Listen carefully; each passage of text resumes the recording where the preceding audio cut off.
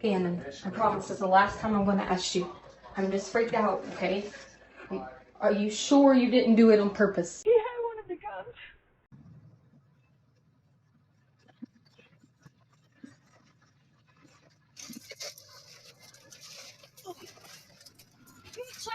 She keeps threatening me. Stop. Well, she keeps threatening me. I am Letecia Stauch, which is Gannon's stepmother. On January the 27th, 2020, an ordinary Monday in Colorado Springs turned into the beginning of a nightmare. 11-year-old Gannon Stauch was reported missing from his family's home. At first, it seemed like the kind of tragedy that sadly plays out far too often. A young boy vanishes, a desperate search begins, and the community rallies in hope. But as the hours stretched into days, and as the story began to unravel, it became clear that this was no simple disappearance. Beneath the surface of press conferences, missing posters, and emotional pleas for help, something sinister was hiding in plain sight.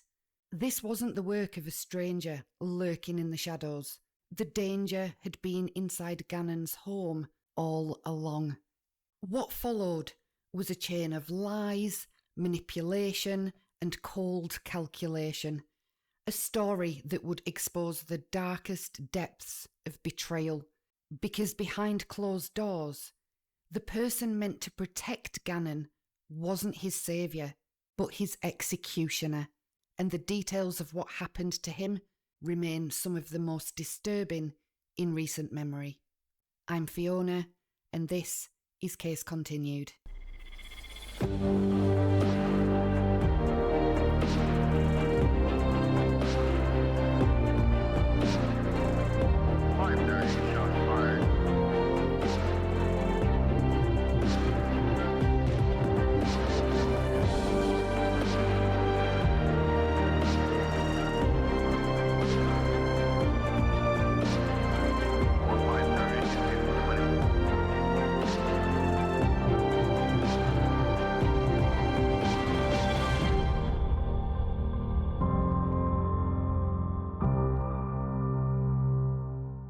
Hello and welcome. If you're just finding yourself here at this video and you haven't seen the previous one, please do be aware that this is part 2 of a deep dive series into the Gannon Stauch case. Part 1 has already been uploaded, and I would suggest going and watching that one first just to re-familiarise yourself with the case, because in this episode we are starting the day after Gannon's disappearance, the 28th of January 2020. So this is the point at which we now know that Letecia has killed Gannon, but she's behaving as though she hasn't. There's some strange text message exchanges between her and Al, and everything is just looking a bit odd. Of course, we didn't know about these text messages and we weren't privy to these conversations at the time as things were unfolding. So to the outside world, Letecia was doing her best and desperately searching for Gannon. She told Al this. She told Landon this. And at 6:21 a.m. on the 28th of January, she had even sent a text message to Harley telling her not to answer the door and stating that she was going out searching for Gannon. At 6:22 a.m, Letecia did indeed go out. She left the home, drove to Bradley Road, and returned home at 6:32 a.m. At 6:36, she backed her Tiguan into the garage and moved Gannon's body into it. At 7:31, she was Googling and she was on the Priceline website searching for find cheap rental car deals. At 8:31 a.m, Letecia left the Stauch home. At 8:17, she searched Google for $37 a day compact car. At 8:23, Landon texted Gannon's phone asking Letecia for photos of Gannon, but Letecia didn't respond to this. Instead, at 8:26 a.m, Letecia searched Google for employee parking SOS. At 8:29 a.m., Al landed in Colorado Springs and he sent a text message to Letecia to let her know that he was there and confirming that she was going to be picking him up. At 8:30, Letecia arrived at the airport, and this was later confirmed by a parking receipt which was found in the Tiguan. Also at 8:30, Letecia rented a Kia Rio. Between 8:32 and 8:42, Letecia and Harley FaceTimed a few times, each call lasting just under a minute. Letecia then sent a text message to Al at 8:43, telling him that she was almost there. Between 8:44 and 8:48, Letecia and Harley texted back and forth, and Letecia told Harley that she needed to back her own vehicle, a white Volkswagen Jetta, into the garage. She also asked Harley what shoes were by the door. At 8:50, Letecia finally picked up Al. Bearing in mind she has been sitting in this rental car at the airport for some time now, telling him that she's nearly there.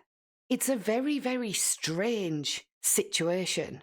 By 9 a.m, they had arrived back at the Stauch home, and at 11 a.m, Letecia was seen moving around the Lawson Ranch area. El Paso Sheriff's Office also did their first press release about Gannon's disappearance at this time.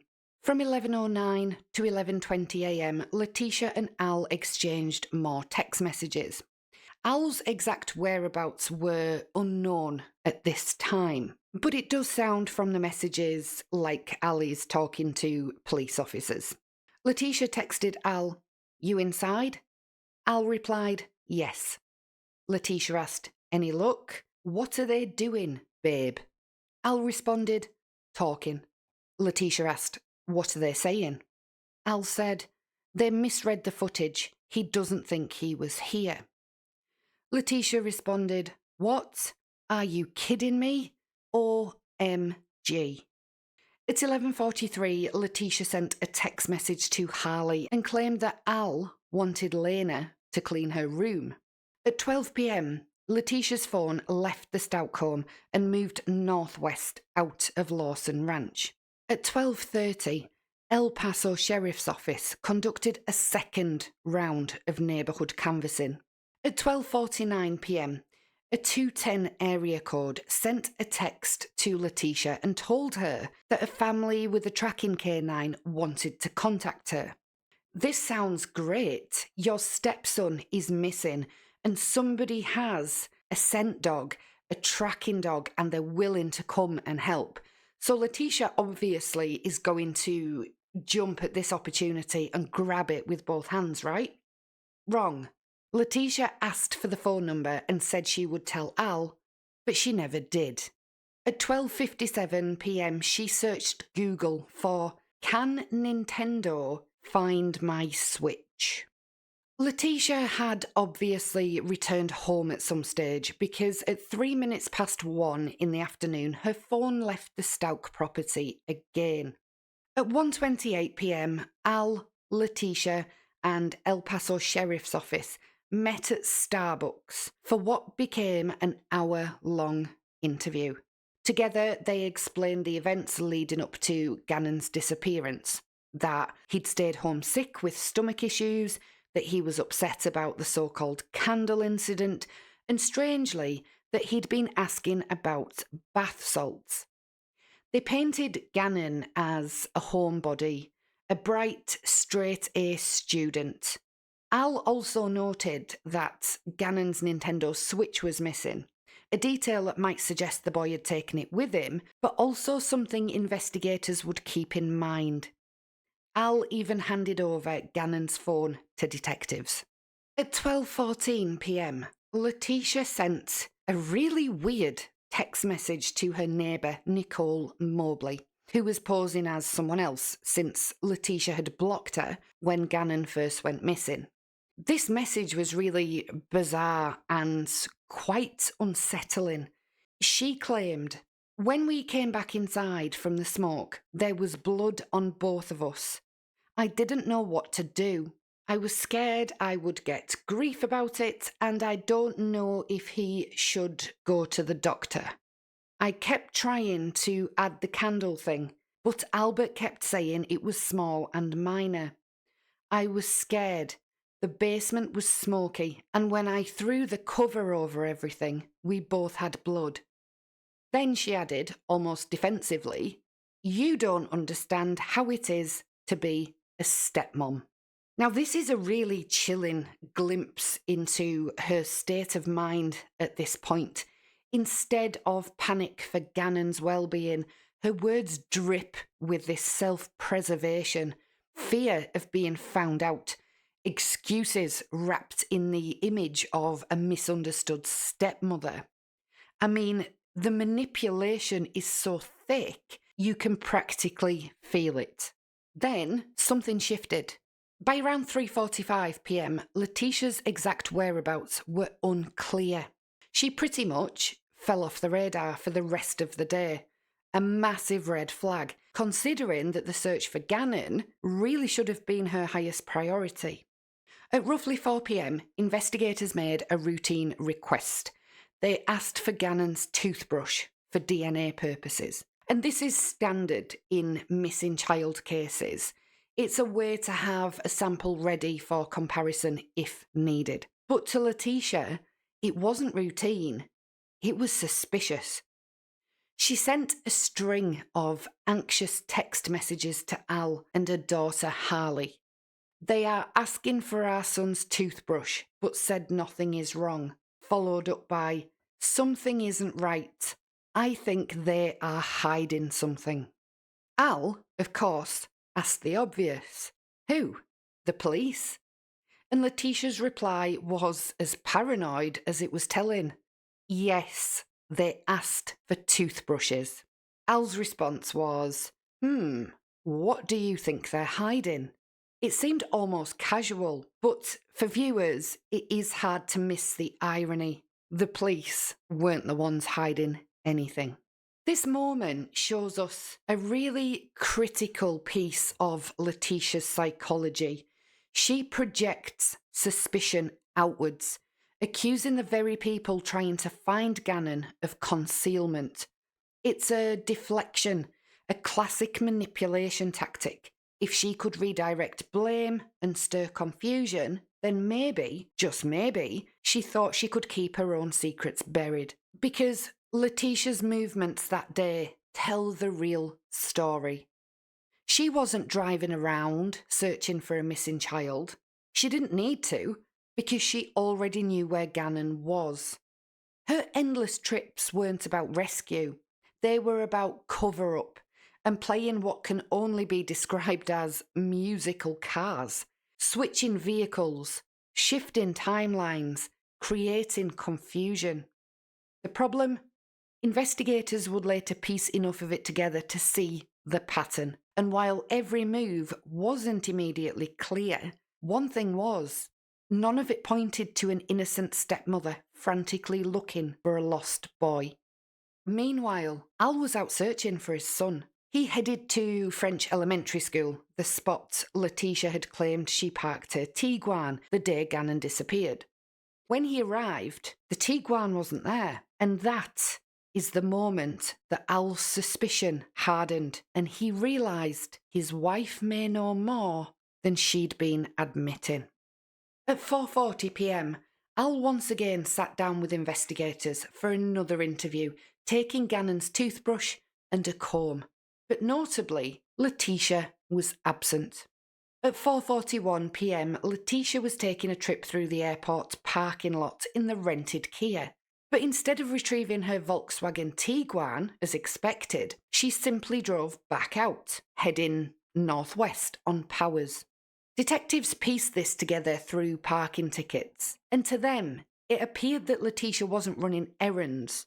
She was checking on something far more sinister. The suitcase containing Gannon's body. At this same time, Al had tried to call Letecia, but her phone was in airplane mode. At 4:42 p.m, Al FaceTimed Harley for 24 seconds. Between 4:42 and 4:51 p.m, Harley sent messages to Letecia telling her that she needed to go and meet Al. At 4:51, Letecia called Al and they spoke for only 52 seconds. Harley sent another text message to Letecia at 5 p.m, and Letecia told Harley that she had called investigators, but this was a lie. At 4 minutes past 5, Harley and Letecia FaceTimed for about 56 seconds, and then between 5:18 and 5:57, Letecia drove from Powers back to the Stauch home. Between 5:18 and 5:23 p.m, Al and Letecia exchanged more text messages, and we're going to take a look at those now. Letecia, at this point, seemed to be under the impression that Al was being interrogated as a suspect. Al sent a text to Letecia saying, "What did she say?" And it's unclear who he's actually referring to at that stage, whether it be one of the investigators, or whether it be Harley, or whether it be Landon. We just don't know. But Letecia replied she wouldn't answer. Al responded, "Okay." Letecia wrote, "I'm about to head that way. I need to finish trying to use the bathroom." Al replied, "Okay, well, I'll see what they say." Letecia asked, "Why are they holding you there?" And Al responded, "Not holding me, just getting all of this recorded, I guess." Letecia asked, "Have you started?" To which Al replied, "Done, I think." Letecia texted, "So you did recording without me?" Al replied, "Huh?" Letecia wrote, "Like, they have you separate, and you aren't talking to the lady, and you've done yours? When I get here, I will sit in with you. Al, you need to ask for an attorney. This doesn't make any sense. You should already be finished with your recording. They have lied and treated us like crap." Between 5:22 and 5:28, Letecia and Harley texted each other. At 5:37, Al tried to call Letecia, but she didn't answer, so he sent a text message saying, "Hey, call." Al and Letecia then talked on the phone for 12 minutes and 8 seconds. At 6 p.m, investigators called Letecia and they talked for 37 minutes and 7 seconds. But between 12 minutes past 6 and 22 minutes past 6, while on the phone with them, Letecia texted both Harley and Al. She wanted to know where Al was and what he had told the police. Letecia sent a message to Harley asking, "What's going on there?" And Harley replied, "Albert came and left and is back now." Letecia then sent a text message to Al asking, "Where are you?" Al replied, "Home." Letecia asked, "What questions did they ask you?" Al didn't reply to that message straight away. So at 6:24 p.m, Letecia and Harley exchanged more text messages, and Harley informed Letecia the news was at the Stauch home. At 6:25 p.m, Al replied to Letecia's text, saying that the sheriff's office had asked the same questions. Between 6:31 and 6:34, Letecia sent text messages to Harley wanting to know what the news and Al were saying and doing. At 6:35, Letecia tried to call Al, but there was no connection, so she then texted him, "I need to talk to you, and why is Lena still with Harley? Hello? This is important." Wow. I mean, you can almost hear her saying that in her voice. She really does think that she is the centre of attention. She can't understand that her husband is preoccupied trying to find his missing son. It's really quite disgusting to see these text messages built into the timeline now that we know they existed and what the content of them was. This woman is so self-absorbed. It's on another level. Al didn't respond to this message, so Letecia tried calling him again at 6:37 and 6:38, but there was still no connection. Between 6:39 and 6:48 p.m, Letecia called Al another 3 times and got no answer. She went on to text him, "You're supposed to be my teammate, and we need to talk, and where are you? I don't know what's going on with you, but Harley is going to need to leave, and she said you came but left. Albert, they were asking bad stuff about you. That's why I said a lawyer. Where are you? Did you do those things?" Just pause there a minute, everybody, and please just take a second to pop in the comments and let me know what you think about this text message, the constant calling that she's doing. She's been told that news crews are there. Her husband's son, her stepson, is missing, and she is constantly on and on and on at Al, but it's all about her.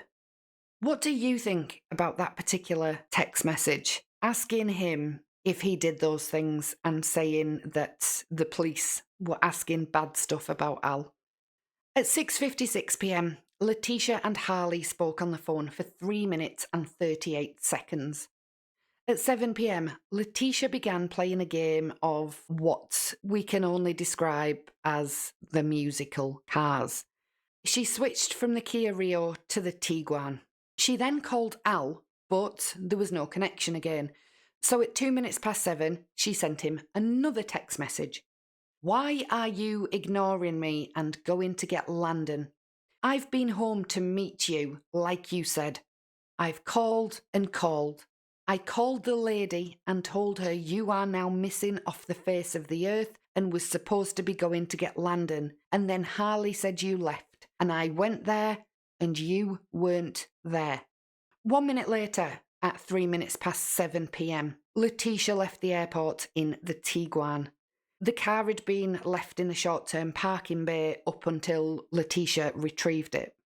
At 5 past 7, Letecia's iPhone was plugged in and it was in airplane mode again. At 17 minutes past 7, Letecia sent Al another text message saying, "Well, Harley was supposed to help me meet this team. I do not know where you are and got worried. I'm sorry, I just wanted to be with you afterwards." No response. Harley texted Letecia between 7:26 and 7:34 and told her that detectives were at the house. At 7:33, Al did another interview with El Paso Sheriff's Office. And at 7:37, Letecia, who just can't stop badgering Al at this point, texted him, "Well, I'm going back home." Straight after sending this text message, Letecia called Harley. At 7:59 p.m, Letecia puts her phone in airplane mode again, and both Harley and Al tried to call her at this time, but the calls obviously didn't go through. We don't know exactly where Letecia was, but this is the point at which we believe that Gannon's body in the suitcase is being moved around. At 8:16 p.m, Al texted Letecia, "Call me." Between 8:24 and 8:29, Al exchanged text messages with Harley. Al said, "I've been calling." Harley replied, "People are here." Al responded, "Who? Answer me, please. Who is there?" Al then tried to call Harley, but she didn't answer. She finally responded, "Detectives." Al then asked, "Where's Lena? Is Landon there?" Harley replied, "Here and no." Al wrote back simply, "Okay." The Tiguan's data told a darker story. Between 8:30 and 10:20 p.m, GPS pings placed Letecia's vehicle along Perry Park Road in Douglas County. Investigators believe that this is when Letecia disposed of the suitcase containing Gannon's body and a blood-stained board. The data also showed her stopping near Palmer Lake, only 4 minutes away. Was she weighing her options? Considering different disposal sites?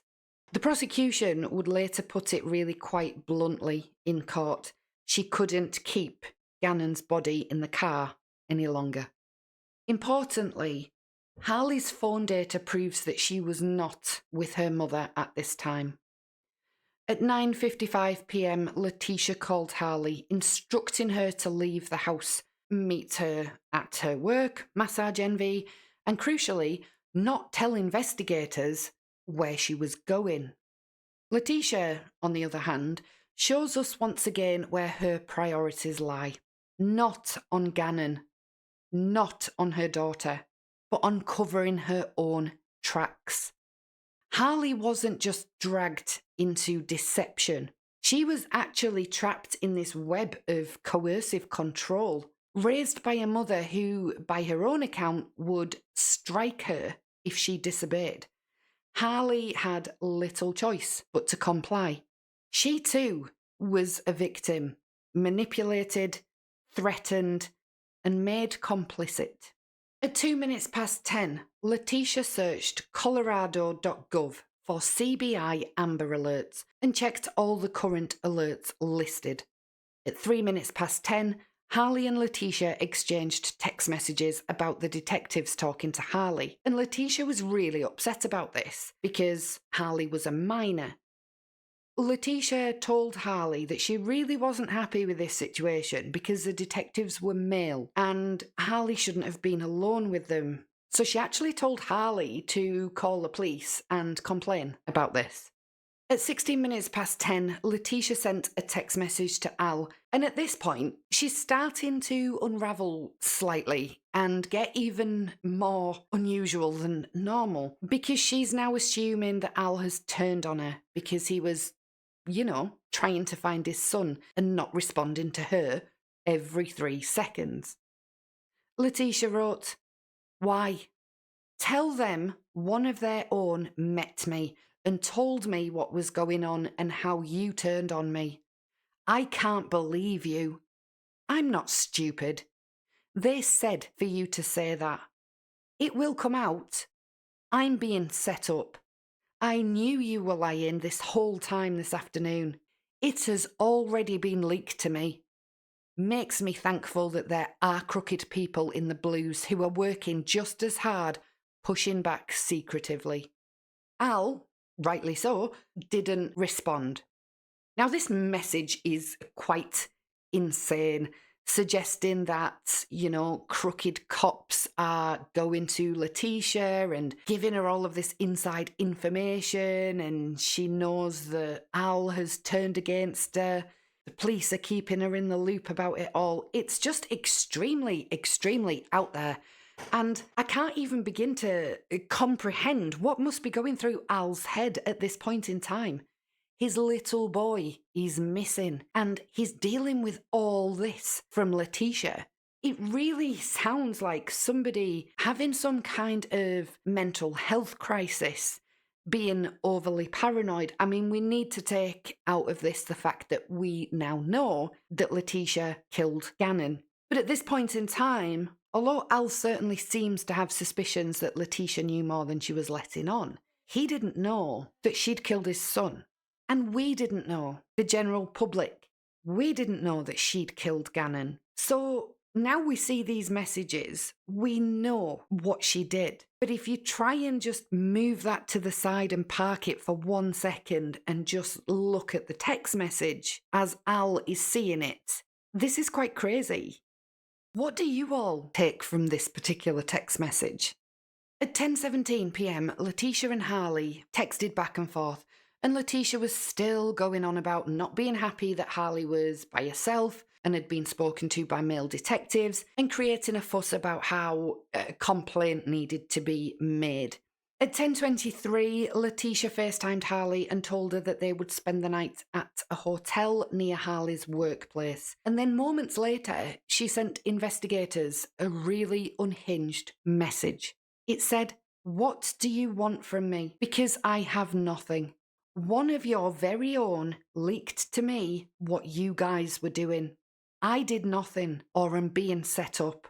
I was told I couldn't go home to sleep, and on top of that, men were sent to a home with a minor female, and she was forced to stay there." You surely can't read this text message or hear this text message and assume that this is coming from a sane person. That is completely the wrong kind of message that you would be sending to investigators if you were trying to, maintain this image of this poor, innocent stepmom whose stepson's gone missing and she's out there frantically searching for him. This message absolutely draws attention to you and makes you sound quite unstable. But for whatever reason, Letecia thought this was a really good idea. Detective Bethel's reply was calm and direct. Come in to talk to me. I would just like information to find Gannon. But Letecia never showed. Instead, she finally met Harley at the hotel at 11:30 p.m, an hour late. Between 10:52 and 11:31, her phone had been in airplane mode yet again. She parked the Tiguan near the hotel and her and Harley drove back to the Stauch residence in Harley's Jetta to collect some clothes for the night, and then they settled into the hotel. At 11:45, Letecia sent a text message to Detective Bethel, and this one said, "My life is being ruined. Am I able to go to my home? I have nowhere to sleep. You said you asked me questions already. I tried to call." Letecia then FaceTimed Detective Bethel, and they spoke for 3 minutes. And of course, we can see the lies just dripping from this message. She has nowhere to sleep. Well, she's in a hotel for the night, so she does have somewhere to sleep. She hadn't tried to call Detective Bethel. Her phone had been in airplane mode. It's just lie after lie after lie. And none of us knew this at the time. And Al didn't know this at the time. It's absolutely insane to go through the timeline this way as it actually was happening, with us able to see what Letecia was doing. It really just seems so abnormal. Every move she makes, everything she says, it's not quite right. And it really does make you wonder what was going on with her mental health, if anything. But of course, we'll get to that a little bit later on in the series. Now, by this point in the timeline, the evidence trail was actually already closing in. Letecia wasn't just under suspicion. Her own actions were creating the roadmap that would ultimately unravel her story. We didn't know it at the time, but detectives already had their suspect. Between midnight and 22 minutes past on the 29th of January 2020, Letecia and Al spoke via text. Letecia wrote, "Are you able to talk now? Harley would like to get all her things because she has to work and start school and she has nowhere to go, and she was left there with men. I tried to talk to you forever tonight and you ignored me. You have this all wrong. You told some dude what I was driving. For what? I have talked to everyone. You left her with Lena and wouldn't even talk to me. I thought something was wrong. Now you bring your ex into our home and refuse to talk to me? This is all wrong, and you have this wrong. I have paid for my share of things at my home. This is stupid." Al responded, "I'm not refusing anything. This was the plan. There is so much you are withholding from me, and I see that now. Please do not come back here tonight or at all until you are ready to talk." Letecia replied, "It's my home. You can't kick us out. I have nowhere to go. Harley has nowhere to go. The utilities are in my name." Unbelievable. Al wrote, "Do not come here and cause problems. Where are y'all then? Where is Gannon?" Letecia replied, "I'm not coming there to cause problems. I own over half the stuff there." Goodness me. Seriously, keep popping your thoughts in the comments as we're going through this timeline and the text messages. I'd love to have a discussion about really where you think Letecia's brain was at this particular moment in time. Al retorted, "Take it." Letecia then sent the following quite desperate message. So you don't want to be my husband? Why? Why are you doing this? I will talk to you and only you. Call me first. Hello? Albert, it's cold. It's not what you think. I don't know where he is. I am your spouse and you have your ex-wife in our home. It was not the plan. I said I would talk to you.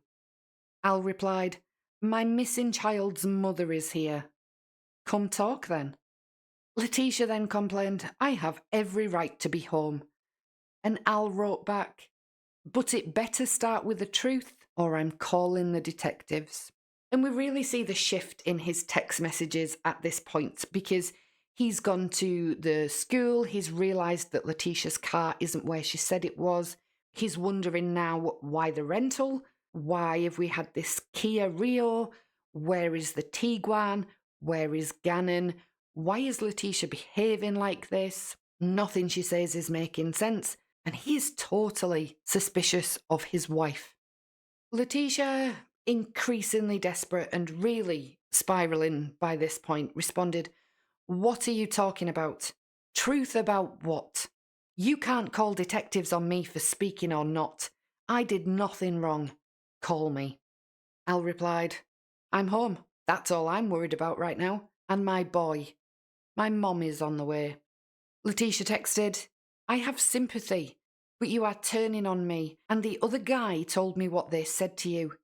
I want to sleep in my bed with my dog, and Harley wants to sleep in her bed. It's my home, and there is no law that prevents me from sleeping in my home. Not one thing about Gannon, and the absolute bizarreness of that message. I have sympathy. Al saying he's worried about his boy. Where is Gannon?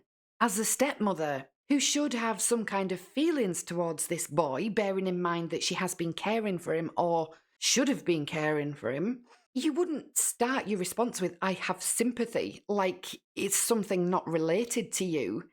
You know, Letecia was in the middle of this. She was meant to be this panicked, really upset stepmother having a really bad time because she doesn't know where her stepson is and this has happened on her watch. But instead she has sympathy and she wants to sleep in her bed with her dog.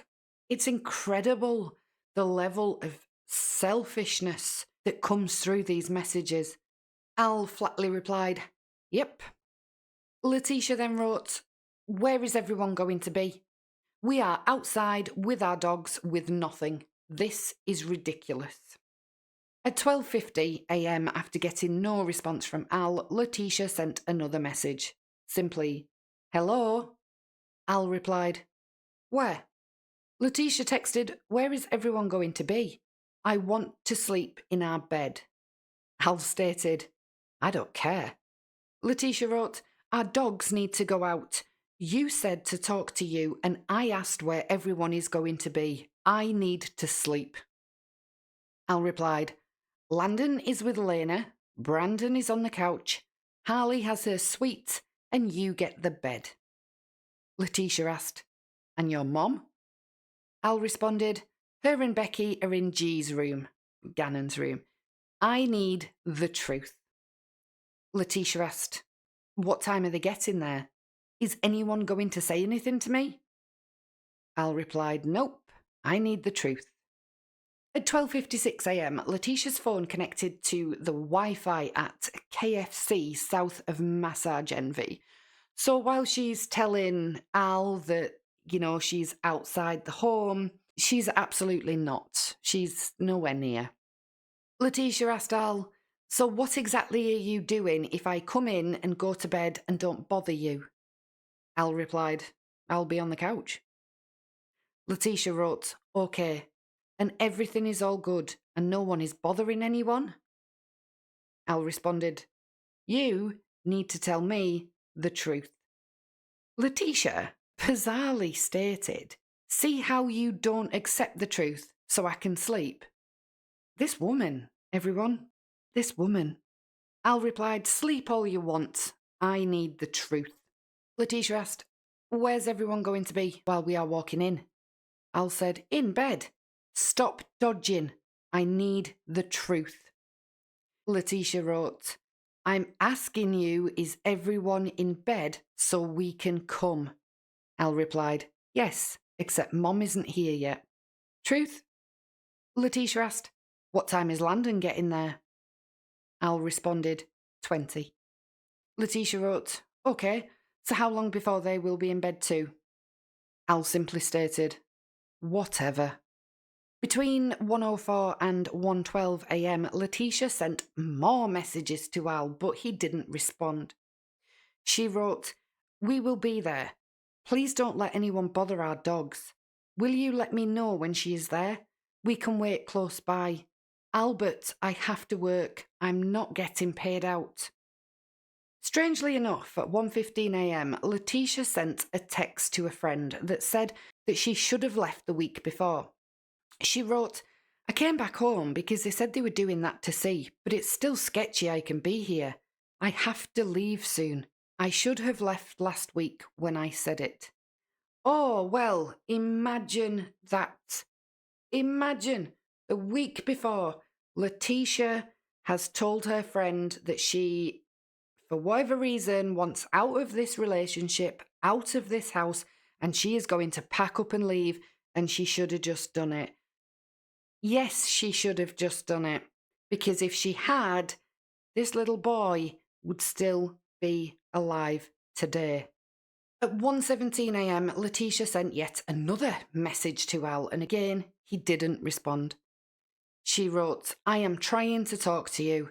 I asked one simple request, to let me know where everyone is in bed, because it's cold and the dogs need to go out. At 1:23, she sends a further text message. We are outside if you want to talk. And Al doesn't respond.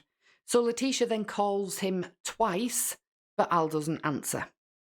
At 1:36, Letecia and Harley actually entered the Stauch house and went to their separate rooms where they began to text each other. Letecia asked Harley if Chance, one of the dogs, was okay, and Harley confirmed that he was.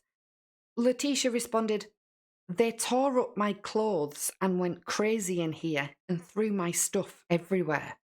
Harley replied, wow. Letecia asked, your stuff?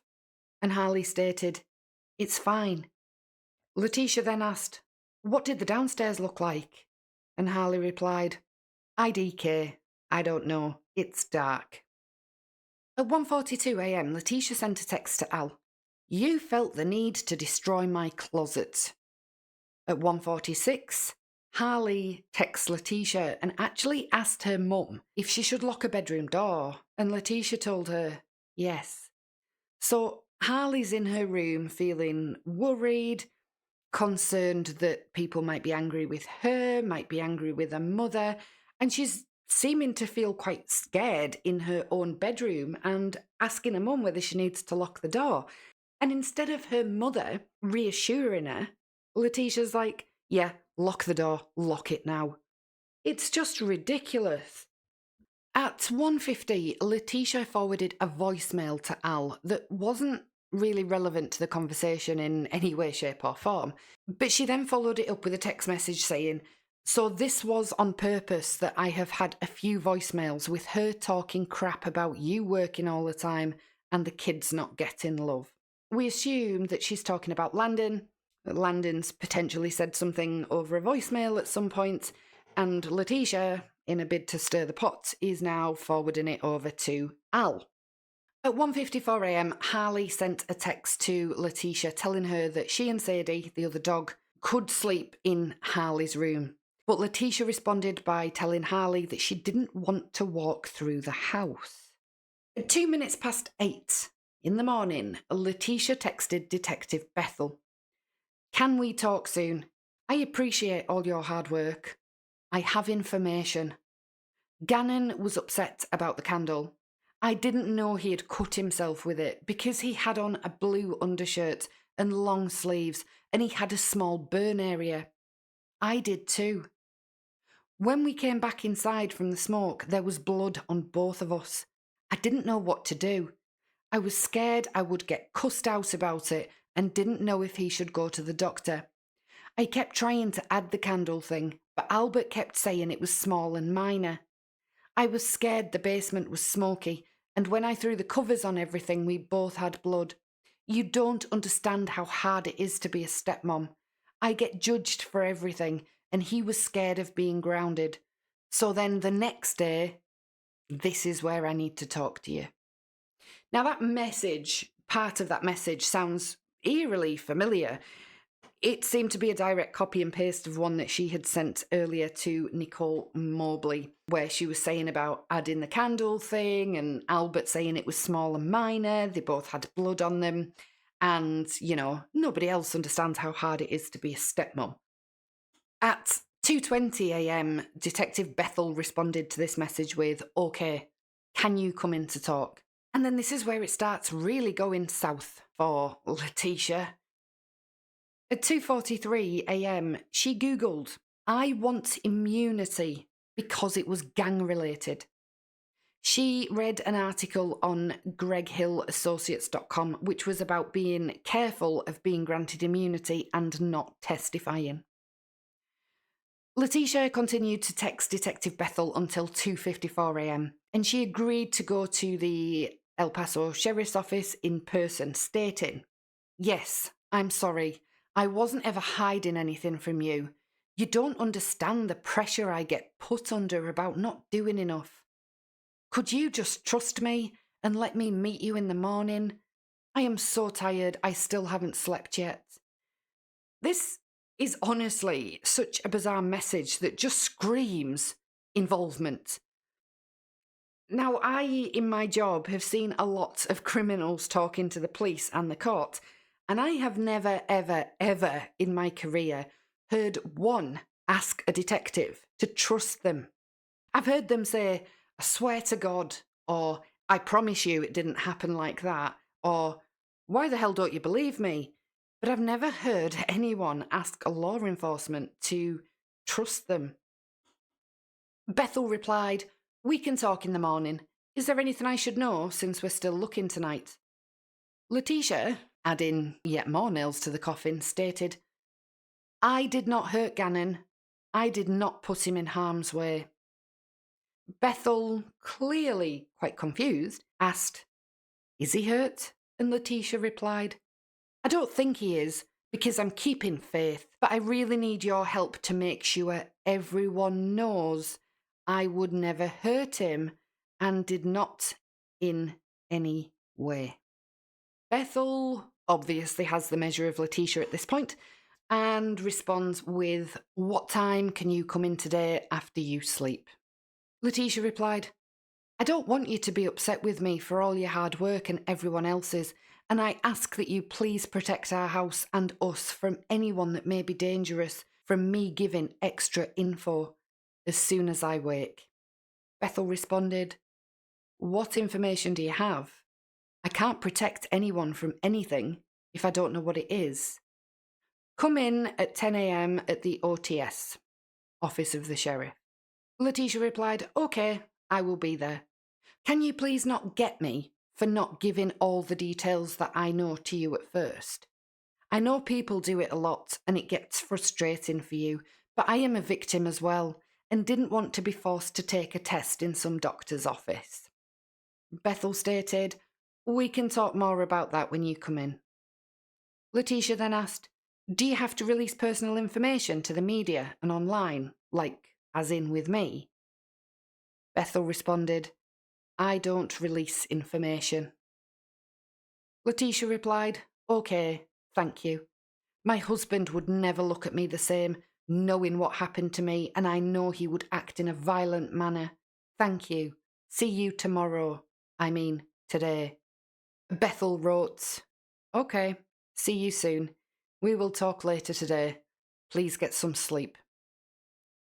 Letecia then sent a lengthy text message back saying, "And so I don't forget, let me add this on here so I can remember to tell you. Landon and I were working together because Albert always works, so I'll explain things that you might have had concerns. Together we had a plan, because even though she wasn't the best, It was more than what Albert did because he was working or sleeping and didn't spend any time with them. KK. Wow. So Leticia's implying that Al's abusive and can get violent, and that she's been assaulted in a sexual manner, afraid that people will see her medical records and her husband's never going to look at her the same way ever again. I have no real idea what the last text message was exactly meant to suggest, other than she's obviously, talking about Gannon's mother, Landon, and she's already trying to put her out there as a bad mother, but not quite as neglectful as Al. So Leticia's here in the middle, and Gannon, he has this dad that's away all the time. Dad's also a bit, angry, can get violent. So Dad's not there and doesn't bother. Mum's all the way over the other side, and, she's never really there for Gannon either, but she's a little bit better than Al. But the main person just bringing it all is Letecia. She's doing everything single-handedly. Stepmother of the year. At 12:56 a.m, Letecia texted a 360 number, a photo of a Sky West application. And this is where Letecia is obviously looking at applying for flight attendant work. At 3:20 a.m, Letecia drafted a text message to her mother, Deborah Locklear, that said, "No, just upset because they keep freaking out on me, and in his family, everyone acts like I know where he is and won't tell." But she doesn't actually send that message. At 7:04 a.m, Letecia received a text message from a 910 number, someone seeming to be checking in on her from the night before. It said, "Hey Tisha, how y'all doing?" And Letecia replied, "Oh, sorry, I'm at home. I'm okay." Yep, just all about her again. Between 7:19 and 7:42 a.m, Al and Letecia exchanged text messages. Letecia wrote, "My chargers are in your car. Can I please have them?" Al responded, "Sure." Letecia asked, "Could you get it? I don't have any battery, and Sadie needs to go out really bad." Al responded with a simple, "No." Letecia replied, "Please, I'm not trying to cause trouble." To which Al stated, "I need the truth." Letecia, who actually appears to be really out of control at this point, wrote, "I already did what you asked. You are the one who would not wake up." Yeah, she really said that. Al replied, "Wake up? I haven't slept in days, and that's manipulative to say you told me when I was sleeping." Letecia responded, "I wasn't knocking you about sleeping. I'm sorry. I was saying I did what you asked, and you were tired." Al wrote, "What I asked? I asked you to tell me the truth." Letecia then stated, "Albert, I'm not getting yelled at by a bunch of people. I told you I would speak to you in person. I went in there and said, 'Hey, are you ready now?' last night, and you told me no." Al replied, "I was asleep. Let me in now and tell me." To which Letecia said, "The door is unlocked." At 7:59 a.m, Letecia texts Al again and asked, "Can you tell Landon to come here? Can you please take Sadie out? Please, I'm ashamed." Al doesn't reply to the text message, but at 8:51 he calls El Paso Sheriff's Office and reported that Letecia was at the Stauch home and had reported a rape and that Gannon was kidnapped. At 8:25 a.m, Letecia sent a text to Harley saying that her phone was going to die and that Sadie needed taking outside, but she got no response from her daughter. At 8:35 a.m, the El Paso Sheriff's Office arrived at the Stauch residence, and Letecia was in the basement. At 9:50, Harley and Letecia left the house as Harley needed to go to work, and they stopped off at the airport, and Letecia gave the keys for the Kia Rio rental to an employee. Harley clocked into work at Massage Envy at 10:21. At 10:25, Letecia sent a text message to Detective Bethel saying, "I'm on the way." And Bethel replied, "Okay." Letecia followed up with, "Here shortly. Sorry, Had to handle some things because my family is getting harassed and threatened, and my daughter's safety is now in danger. She's being threatened online, and my family. Bethel responded, "Okay, we need to talk about that. Where is she now? Are you okay? Just checking in." Letecia's phone connected to a tower or Wi-Fi near Massage Envy at 10:57 a.m. So she wasn't on her way to speak to Detective Bethel. At 11 a.m, Letecia only just left that area in the Tiguan.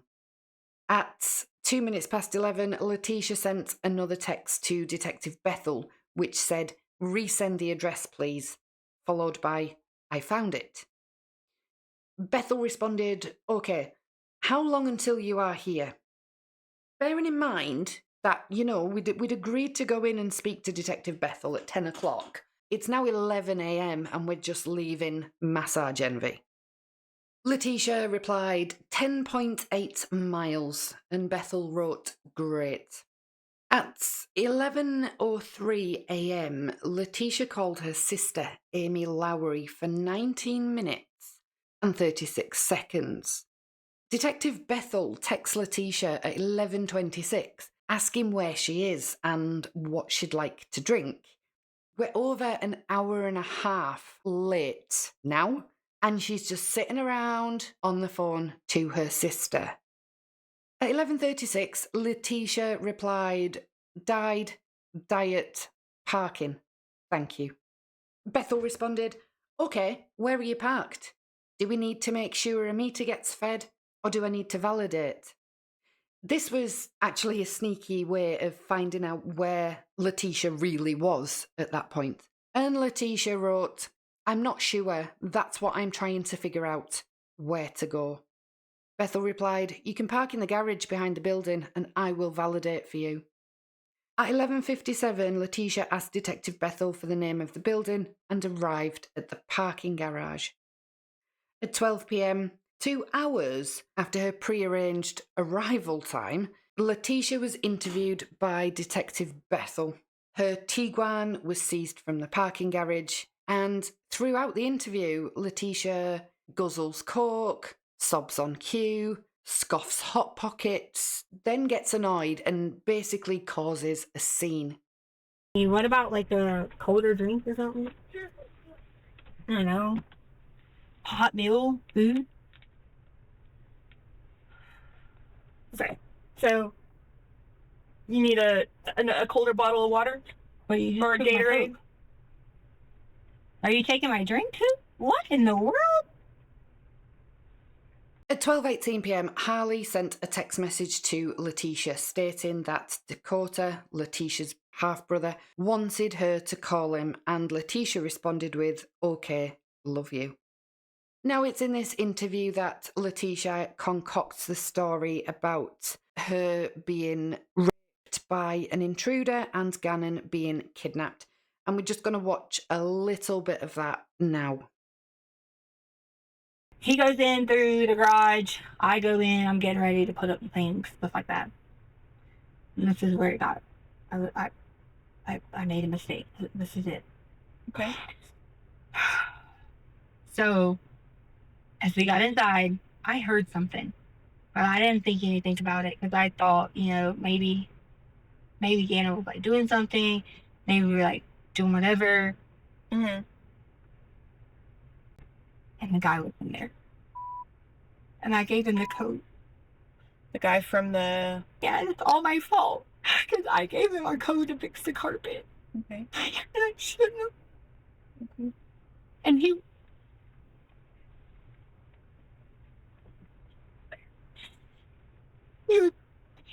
was inside.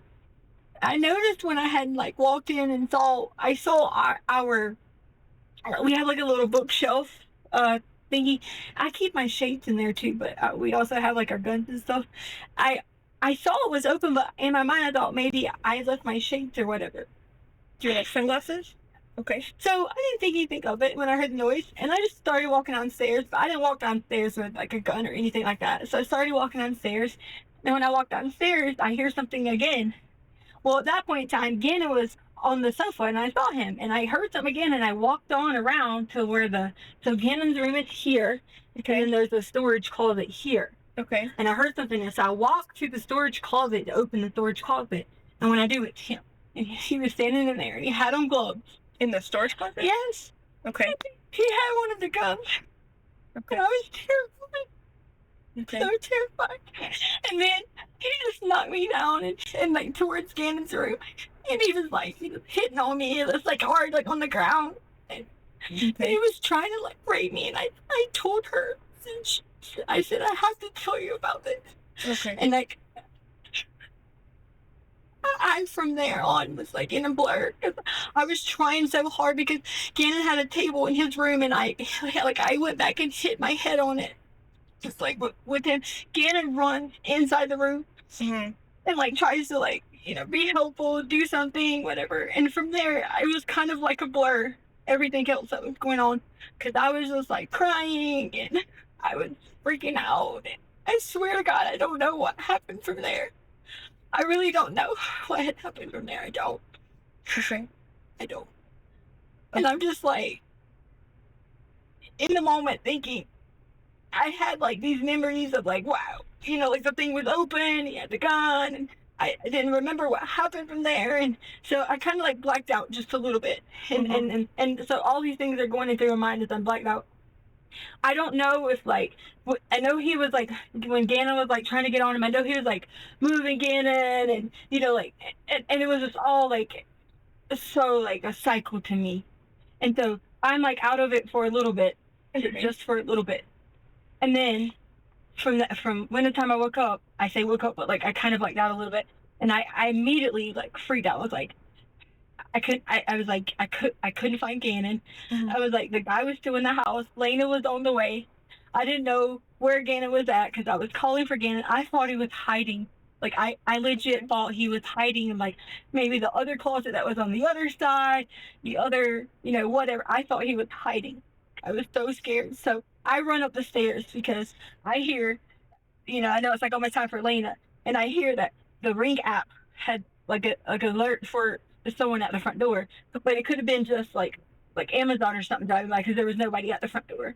And then I run back downstairs because in my mind I was like thinking, where's Gannon? And I didn't want to leave and like run outside and scream and go crazy because I did not know where he was at the time.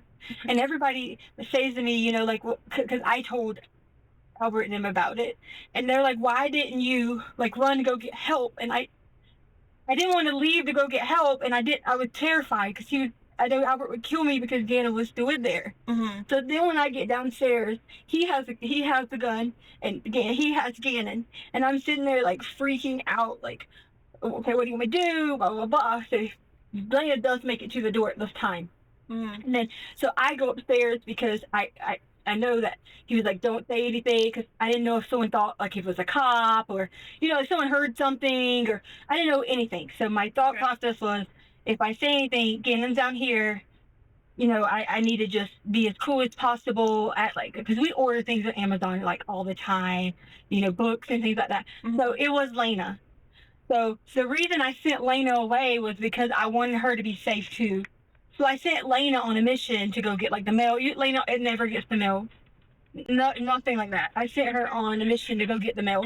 Okay. And so I just started making up random things for Lena to go do. And I looked at Lena and I said, she was standing there, I was like, just stay gone for a little while. Because I didn't want her coming back and then that's, like her in the stress in the situation as we were too. So like in my mind, I think if I say anything, if I do anything, I just didn't know what to do. I was in complete panic. So I go back downstairs again, and I'm like pleading and like talking and like all these things going on, like just back and forth with him. And why are you doing this? Why did you hurt us? Why are you doing these things?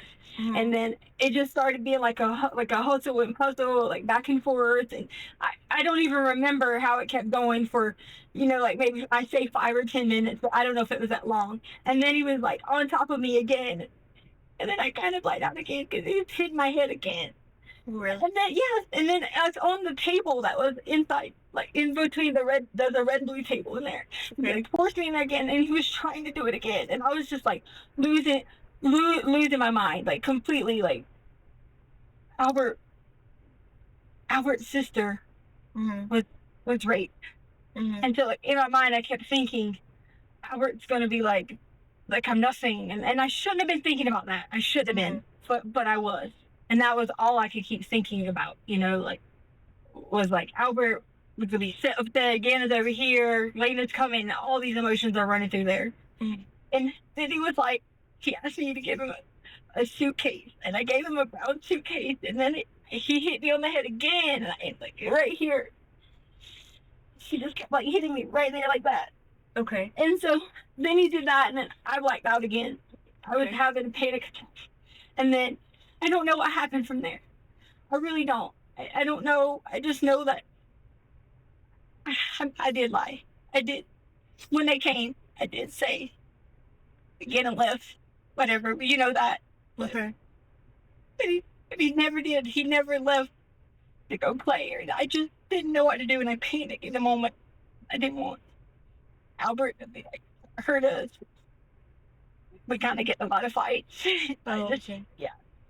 And I just want you to know that's the only reason that I made up the lie, is because I knew that I didn't want to face the consequences of, trying to explain to him all that was going on. Because he was saying to me, you're trying to make this about you. This is not about you. And I knew all those things because I've lived in it. And I panicked. I just told a story, and I was going to try to think of, like, a plan. And I'm sorry that it might have delayed, like looking for Gannon. But I do not know where Gannon was. I do not know. I do not know his whereabouts from that point on. But it was still in the same time frame that I gave you guys. So there was no contradictory to that same time frame, because it still was about 4 o'clock. Okay, so go over the time frame with me. What was the time frame? It had to be around like 4. Okay. Ish, because Harley gets off at 4:30. Okay. And so Harley had just gotten home, or no, was on her way home or something, and my phone was like alerting. I knew Harley was on her way home, and I was gonna tell Harley when she got there. I was gonna be like, look, this is what happened. We need to get help. We need to call 911. And all I kept thinking about was, it's gonna be my fault, because I gave him the code. He brought the carpet. He did all that. Okay. And Did he fix it? No, I had already cut it. Oh, okay. He brought the big roll of carpet. It's at the house. He brought that. It is? Yeah. Okay. And where's that at the house? it's in the back storage room. Okay. Is that the one that he was hiding in? Is that the storage room that he was in? Yes. Whenever you went down there? Yes, I put the carpet back in the storage room. The reason I put the carpet back in there because it was laying like in the like.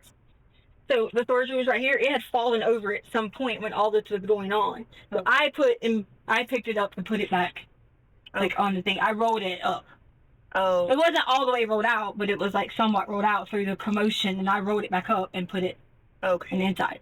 Okay. Yeah. Okay. Are you doing okay? Yeah. Okay. So the time frame is that 4 o'clock is whenever. I don't want to tell you exactly 4. I don't like saying that because I About don't 4 want you. o'clock was Okay, whenever. We can say about. Okay. Okay. And then what happened after that? So Did Lena's- Harley come home? Or? yeah, Lane is still out and about. Harley's home, comes home or whatever. I'm pacing the house, like trying to think of a plan of like, what do I do? And I should have like immediately like gotten on the phone, did whatever. But all I kept thinking about was, it's all my fault. It's my fault because Albert's going to say to me, you gave some stranger access to our home. This is all on you. And in my mind, I thought I could fix it. Like in my mind, I thought I could fix this. And I don't know why I thought that. That was a horrible decision-making process. But it also was in a very emotional state that in normal situations, people can say all they want. I will call, I would do this, I would do this. But if you're not in a situation, everybody handles things differently. Sure. And I was making an irrational decision in a panic situation when I should have immediately, being an educator, being all these things, it should have been one of those things where the immediate know how to answer. And you might think, this girl's going to want to be a flight attendant. She's got to be able to think fast. it was not that easy in the moment because my mind was in so many directions that I could fix it. I literally thought I was going to fix it. Sure. And that was where it went from there. So I was going to tell Harley. I didn't tell Harley. I paced around the situation and was thinking, okay, if I don't have any kind of like information, like if I don't have a plan in my brain by a certain time, that's when I'm going to call Harley. Okay. And so that's how. So you had like predetermined a time that you were going to call if you hadn't figured it out? Well, I didn't come up with a specific time, but in my brain I kept saying, okay, I got to act soon. But I knew that, you know, I'm like thinking by 6:30, like I need to make a good decision because what am I going to tell the girls? Because they're going to be like, you know, like where's Gannon, da da da. Like because we were going to all go eat sushi, so that was where that time frame would have been like, what am I supposed to do? Go get in the car and be like, Gannon's not going with us. I couldn't keep going on and on with the irrational decision of not calling 911. Okay. And I had to stop the decision. So what happened? So tell me what happened as it went on. So I called 911. Okay. And they said, hey, sorry, you know, this is not an emergency. You have to call this other line. Okay. So I called the other line, and it was a 4-hour wait for them to get there. Okay. So 4 hours later, they came. I'm still in a panic set. I'm like, these people are nothing I say is going to solve this situation. So I did say that Gannon was at this time. Again, I admitted it's a very rational decision because it could have been more helpful to be honest and say, this is the description, here's who we're looking for, instead of like the situation being like, he was gone. And that was horrible. I should have done that because I panicked. And I need to make a decision. Okay. You know, and so from then on, that's when you guys came. They came through, asked me questions. They searched the house, every room, flashlight, you know, whatever. They went outside in the garage. They searched my car. Blah blah blah blah. Okay. And was Harley there at this time? When they did the searches? Yes. Okay. Yeah. Because she had it took like 4 hours. So it was like later in the night that this had happened. Okay. So when you say they searched your car, which car did they search? Like my car, like the black car. The black car. Yeah. Okay. Yeah. Okay. Yeah, like so there was a deputy, there was like 6 or 7. And then one of those deputies that responded to the scene, he came around with a flashlight and he like searched like everything up and down every room, would ask me questions like, would this wallet be here? Would this be here? You know, like, would this be here? Would this be here? Sure, trying to figure out what's normal, what's not normal. And I put everything back in order. Like, like I told you I moved the carpet. You know, I fixed the situation because I was being stupid, and I should have told them what had really happened. Okay. And so he went through everything. He went through the outside. He went through the car. He went through the trunk. He went through everything. Well, he actually got into the car? He wanted my ID. Okay. And he asked me, he said, do you mind if I look around? He looked in the garage. He opened my car. In fact, he left my car to open because the next morning the back door was open. Oh, really? Yeah. So he went in the car doors. I mean, I'm sure you guys have a record of who was in there, but he opened the car, opened up the trunk. He looked through the bags that were in the truck.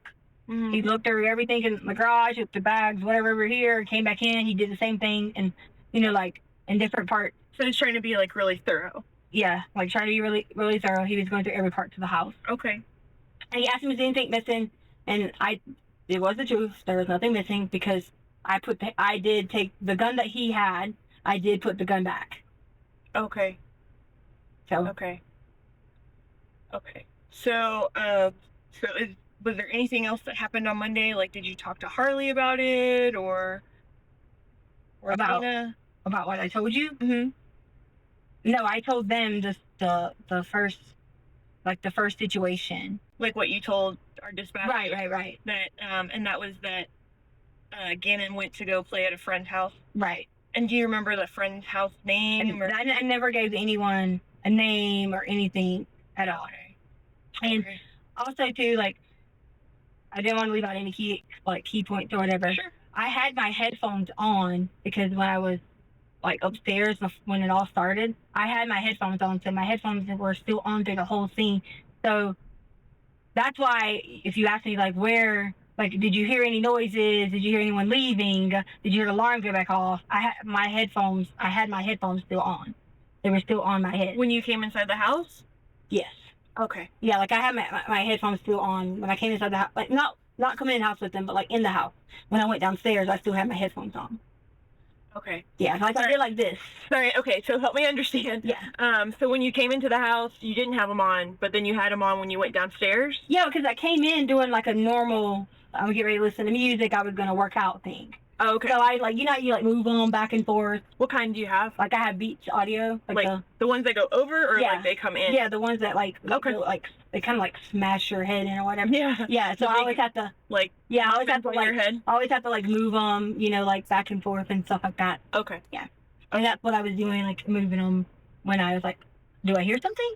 You know, okay. like, cause it's kind of like I heard something, but I wasn't sure that I heard something at all. And that's when I started going downstairs. Okay. And are they like noise canceling or anything like that, or ambient sound, or do they just do like play regular music? I mean, I think they would be noise canceling, right? Because that would be. I don't know. I think you can get them either way. That would be Beats. I'm not sure. Yeah, I think you can get them either way. Yeah. So I didn't know if you knew. Yeah, I don't know. We have two different pairs, and the one like we have two different, and I know one of them is the like the push, you know, like push in kind or whatever, mm-hmm. and the other one doesn't push in as much, and I have the ones that like push a little bit. So okay. that might. So you have two different pairs? No, Albert. I'm saying like we have two as a family. Yeah. Okay. So which ones were you wearing? Mine. Okay. Which color are those? I feel like they're like a rose gold or maybe like a matte gold or. Okay. Yeah. And what color are Albert's? Red, I think. Okay. I think. Okay. We just want to make sure Yeah. that, you know, like if we see them or whatever again, then we know which ones are yours, Yeah, which yeah, ones yeah. are his. So that it's like, you know, if you said that that your head got hit and stuff like that, and we'll go back to that Right. a little bit, but maybe if he like touched them or something like that, then we want to make sure that we get the right ones. Right. Okay. So was there anything else that happened Monday, like after the deputies left or anything like that? No, so I went out to my car that morning because I knew that Albert was going to fly in or whatever, Mm-hmm. and so normal, like routine. Mm-hmm. And like I got up, whatever. I got in my car and I realized that the guy had left the back door open, and then so I was like, oh, my car might not drink, and I drive out and I drive down the street because I was gonna drive my car, blah blah blah, to pick it up. And I decided to come back because it was too early. His flight wasn't coming in until 8:53. Okay. And I was gonna like honestly just drive. I had to think in my brain, I was like, this is the best thing. But I didn't. I just drove down the street, came back. And that was in your black car? Mm-hmm. Okay. And then you ended up picking him up later? Yeah. And you took your black car to do that? No. Yes. So what happened is I took my black car, but I sent him a message earlier and I said, hey, is it okay if we get a rental car? Okay. And he said, yes. I have a leased vehicle, so you can only put like 1,000 miles on it. And I'm like pretty anal about, like I don't want to go over and that type of thing. Okay. So his car is very expensive on gas. So I did get a little economy car, and I knew we'd be driving around everywhere because everybody was like searching. And in my mind, I was like freaking out because I'm going to be blamed because I gave someone our codes and our home. And so I was like, I know we're going to drive everywhere all day. So I was like, I'm going to get a rental car. Okay. So I did. And so I got my rental car, and I left my black car at the airport. You left it at the airport? Right. Because I had to have a way to, I didn't walk. You see what I'm saying? Yeah. So Albert asked me where my car was at, and I told him it was at French. The reason I told him that is because Albert and I get in a lot of fusses about this whole working and changing career thing that you guys, I told you about in the beginning. Mm-hmm. And that was like a personal situation that I didn't want to fuss with him about, like the working and changing, you're going to give up your career for this, and this. So I just said, he knew I had just worked at French. So he did that. So I said, it was at French, one of my friends brought me. That's what I told him. Okay. So that's why he thought it was at French, but it was my way of, so he thought that he knew I had to go get my stuff from French because I stopped working there.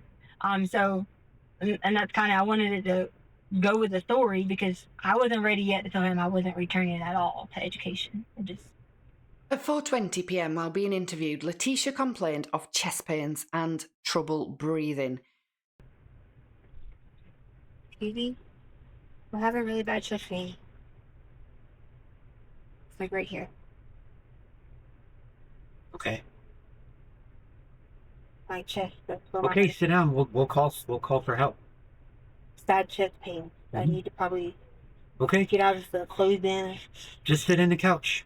So you're telling me we can't get I'm the chest telling pain you we're going to call for help right now, but I need you to sit down. I can't breathe.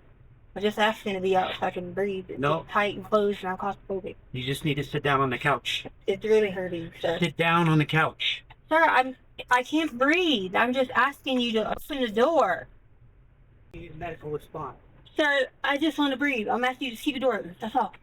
It's No, Now we're gonna have to call you an ambulance because you said you got chest pain. I just told you I have chest pains. It's claustrophobic. I Okay, couldn't breathe. so we're gonna call you an ambulance. I asked for you to open the door. I just can't breathe. Well, you're being detained right now. So Okay, but sit down on the couch. I couldn't breathe. I just wanted the door open, and you refused that. That's all I asked for. Because you're being detained, and the door helps that.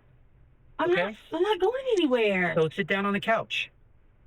Can you just leave the door open so I can breathe? Sit down on the couch. Gosh, I told y'all earlier I was claustrophobic, had really bad anxiety, and I take lorazepam for it. Yeah, well, you weren't claustrophobic until... Excuse me, I take lorazepam every day, and if I don't take it, I could have a panic attack. I take it on panic attack, so you are misquoting what you heard, sir. Just said open the door. Okay, well, we're going to have medical come check you out. I mean, Medics ridiculous. were called in and a phone was officially seized at 4:30 p.m. Letecia was taken to Memorial Hospital where she was supposed to get a SANE exam, which is a medical forensic examination that's performed by a sexual assault nurse examiner. And a search warrant was issued for collecting any evidence from Letecia's body. Just over an hour later, at 5:30 p.m, Harley clocked out of work. Letecia left the hospital at 7:52 p.m, and the SANE exam hadn't been performed because Letecia refused it. At 8:31 p.m, Harley and her co-worker Janine Sanchez picked Letecia up from a Taco Bell near the hospital after Letecia had used a stranger's phone to call Harley. At 8:48 p.m, Letecia texted her sister Amy from Harley's phone saying, "We have to take off location and get another number. We will call you back."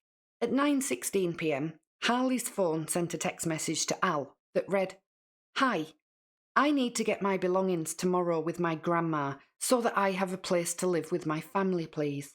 Al replied, "Call me." Harley's phone responded, "No, I don't want to. I don't want to live there. I just need to know that I can do that privately with my grandma present." Al asked, "You taking chance and Sadie?" Harley's phone replied, "Will it be okay to load my things alone?" Al wrote, "Harley, I will be there to help you. Obviously, I want you to stay and you know that, but I understand your feelings." Harley's phone replied, "I need their supplies too. They were left with nowhere to go out and I feel I will give them better care." Al responded, "Not true. The deputies took them out and fed them. I made sure of that and went home once to check." Now, it appears that Al knew that this wasn't Harley texting him and he was actually communicating with Letecia. But he somehow managed to maintain composure and polite responses. Harley's phone then sent a follow-up message saying, "They need love, not just going out." And Al replied, "We all do." Harley's phone asks, again, "Is it okay that my grandma and I load up my things?" To which Al replied, "Yes, I will be there to help you." The response he receives is, "I asked you, could we be alone? I do not want your things." Al wrote, "I will not bother you, but I have a responsibility to you, and that isn't changing." Harley's phone replied, "I will get my cell changed tomorrow. Thank you. My family would like to be with me, and I'm asking that you understand that and let me get them. I want my mom's things too, because we wear a lot of the same things, and I have all my memory boxes. What day can I get everything alone?" Al asked, Is Mama not coming home? Do you know something? 'Cause we know nothing. Harley's phone wrote, "That's funny, because the lady showed me your thread." We're assuming the thread is from Facebook or some social media sites. At the time, there was quite a lot going on social media when Gannon disappeared, but that is something for another video that we're going to have a good look into. Al didn't reply to this, but he received a further message from Harley's phone saying, "Please tell me I can get my things privately so my family can spend money on a ticket and a rental truck. I have to tell them." Al asked, "Tell them what?" Harley's phone replies, "I asked could I arrange a time to come privately with my family to get belongings." Al asked, "Tell who?" And the response he received was, "My grandma." Al replied, "Anyone can come, but I will be there, and a cop can be there too." Harley's phone sent a message saying, "No one would take anything of yours." Al stated, "Harley, I'm not worried about that. I have a responsibility here, and this is the right way." At 9:33 p.m, Harley, Letecia and Janine arrived at Janine's house, where Harley's phone began texting Al again. "Okay, but could it just be you and no one else?" Al replied, "Okay." Harley's phone wrote, "Thank you. I will let you know when." Al replied flatly, "Okay. Still can't find Gannon, by the way." Harley's phone doesn't respond to this message. What do we think? This is just so insanely crazy. The messages coming from Harley's phone, they sound just like Leticia's messages where she's having the paddy about needing to know where everybody is and when they're in bed so she can come through the house. Just this repetition of the same stuff over and over, and the need for them to be doing things in private and not be bothered by anybody. This must have been so unbelievably upsetting for Al. And both Gannon's parents, to be fair, have faced a little bit of backlash for their actions here and there. And again, that is something for a little bit later in the series. But this man's child is missing. He's dealing with the police, he's dealing with the news, he's concerned about his son. His son's mother is there. She is not coping well with the situation. She wants to find her boy. The whole family is so upset. And then you have Letecia. Not only being Letecia, but Letecia also being Harley. It's incredibly disturbing to see this play out this way. And none of us at the time knew that this was going on. And these were the things that Letecia was saying and doing. Now, I'm going to leave this episode there for today because we've come to the end of the 29th of January and I want to start us on a fresh day in the next video. There is a lot more to unpack for the next day, some more very bizarre text messages. Things are really starting to hot up. And I would love to know your thoughts as well on these text messages. It seems to be the main way that Al and Letecia are communicating. And I don't know if anybody else finds that a bit odd. That the way Letecia kind of writes in these text messages with the OMG and the other text lingo, I don't know if anyone else finds it odd or just me because I'm getting on a little bit, but I just feel like when it's a case of a missing child, maybe just use, proper sentences, proper words. I think Letecia may have struggled to do that because I have given her some grace when I have put the captions on the screen for her text messages, because despite being this highly educated teacher, Leticia's grasp of grammar is just appalling, absolutely appalling. And she actually comes off as a really quite simple person, somebody lacking in education rather than having all of the qualifications that she did. Please do let me know your thoughts about anything and everything to do with this case in the comments below. I do read each and every single one of them, even if sometimes I am a little bit slow to reply. I promise I will always get back to you. And if you are enjoying these kind of deep dive series, please do consider subscribing, giving me a thumbs up, or maybe even sharing the video with other people you know that are into true crime. Thank you to all my subscribers, old and new. You are all absolutely wonderful, and I really appreciate the time that you take to comb through these cases with me. I'll see you all in the next one, but in the meantime, stay curious, stay kind, and take care of yourselves.